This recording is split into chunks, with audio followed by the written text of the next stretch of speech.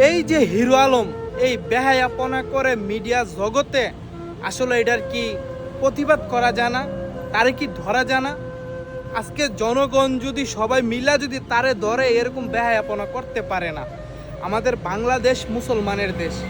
এই যে হিরো আলম এত পরিমাণ বেহায়াপনা করে, দু একদিন পরে পরে একটা বিয়া করে, আর মিডিয়া জগতে যত ধরনের খারাপ জিনিস আছে তারা ছড়া। তো তাদেরকে আসলে দইরা বাড়ান দিতে পারলে দু একবার সব কিছু ঠিক হয়ে যায় পোকা। আশা করি আমাদের নতুন সরকার বা যে আসুক, এই জিনিসটার দিকে অন্তত চোখ দেওয়া উচিত। কারণ আমাদের মুসলিম দেশ, আমাদের মুসলিম সমাজ, ওই সমাজে আমরা বাস করি।